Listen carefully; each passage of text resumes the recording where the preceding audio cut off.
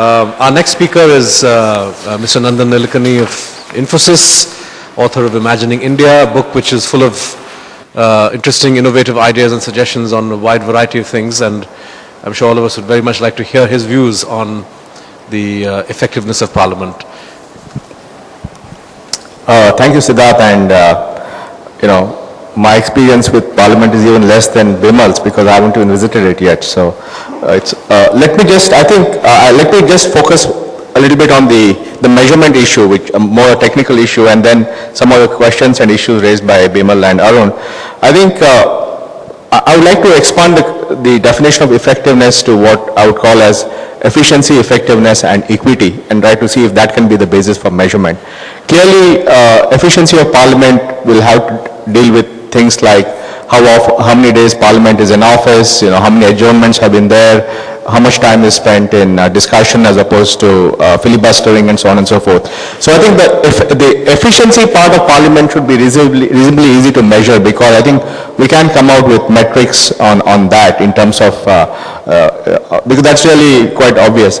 I think effectiveness is a little more difficult to define, because is effectiveness defined by number of bills passed?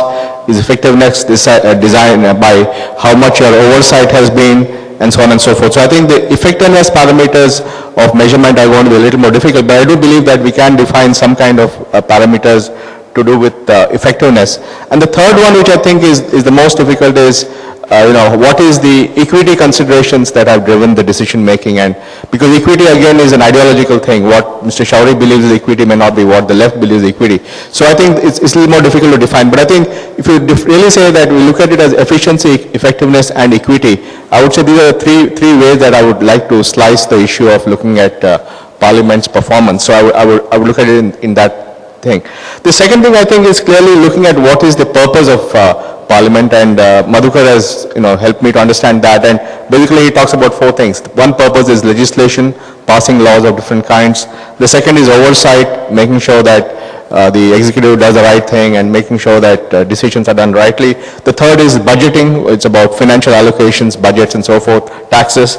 And the fourth is representation of individual parliamentarians for their requirements of their constituency. So I think it will be important for us to start really measuring how much time is spent on each of these things, because my own sense is, I think as Bimal mentioned, we are passing huge financial budgets and other proposals by a voice vote in the last few minutes of the session, whereas we're having a huge interminable adjournments and discussions on much less trivial topics. So I think using the grid of efficiency, effectiveness, and equity on one hand, and then looking at it from the point of view of legislation, representation, budgeting, and oversight, at least gives a conceptual framework to look at Parliament's activities. So I think that's something which can be done, and I agree with Mr. Shourie that if we can start defining these parameters, PRS can put it out, and if the media can put it out, at least all of us have a common way of discussing what's happening in Parliament.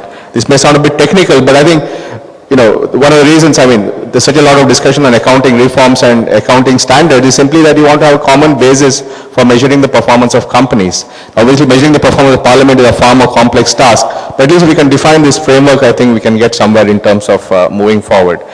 The next thing I think is really understanding how are we talking about the effectiveness of Parliament as a body, or are we talking about parliamentarians? And I think we need to define this differently, because when you're looking at Parliament as a body, then clearly it comes down to all these things I talked about earlier, as well as how much time was lost in various adjournments or in filibustering or whatever.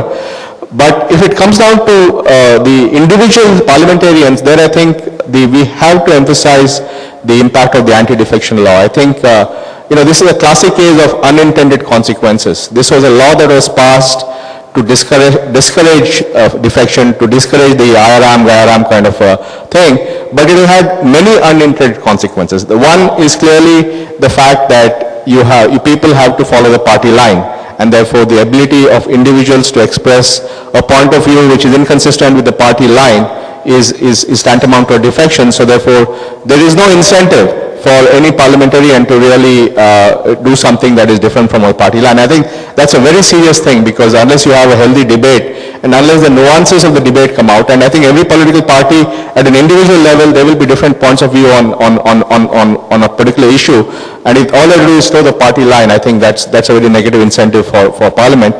The second thing I think which happens is that the moment you have to toe the party line, then there's no incentive to study the issue. I mean, why would you study the issue if at the end of the day you're going to go into Parliament and then vote along the party line? I have absolutely no incentive to study the issue. So I think if you really want that discussion that we want about, we have to do something about the anti-defection law. We have to try to keep its good elements, which is we want to prevent further fragmentation and whatever was the original raison d'etre for those laws. But how do we make the necessary changes to these laws? Because ultimately it's a law passed by Parliament, and therefore hopefully Parliament can pass the law and change it. How can we create an environment where more people can voice their opinion? I think Mr. Shourie made this point, without it being seen as a split in the party.